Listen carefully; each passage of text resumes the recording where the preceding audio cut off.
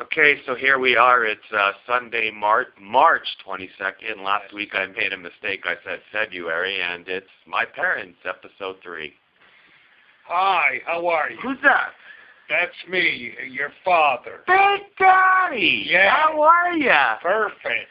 Iperoha. Hey, Beautiful. what does that mean, That means outstanding, great, sensational, fantastic, excellent, super in Greek. In Greek? Yes. Oh, okay, Yes. Yes. Next subject. Yes, what would you like Last to discuss? time we were discussing about sports in Montreal. Yes, about hockey we were right, discussing and then the Montreal Canadiens. And yes. I started asking you about, didn't we have a baseball team? Yes. And we got cut off. And right. We did have a baseball team called the Montreal Expos. And we had, it started off at Jarry Park, and I went to every ball game at Jarry Park.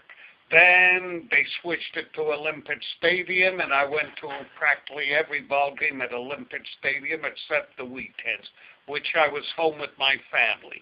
The reason I went afterward, because I sold textiles during the day and carpets at night. So when I finished my calls to relax, I went to the ballpark. And in 1994, we had the best team in baseball. And what happened? There was a strike on. Yeah, and we were number one in that We were number one. We had the best win and loss in all of baseball. Unbelievable. And then that's what happened. The strike came on, and we were never the same. So let me ask you a question. Yes.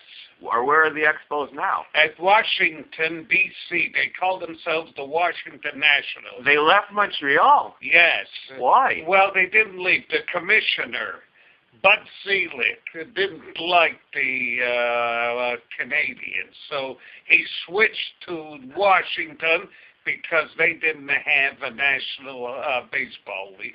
But you know what I heard? I heard players really never wanted to come to Montreal. It was like a Bush League kind of city, and if you had to go there, you'd get paid in Canadian dollars. No, they paid them in American, yes. Charles Bronfman owned the Montreal Expos. And when Gary Carter was the first guy to make $1 million, he called him into his condo in Florida, and they had a big discussion, and why he's asking for $1 million. And Charles comes from a very wealthy family, the Bronfman family, Seagrams. They owned all the liquor around the world. They controlled the liquor. So he wanted all the money, and when he sold the franchise, it was never the same. Okay. Both bros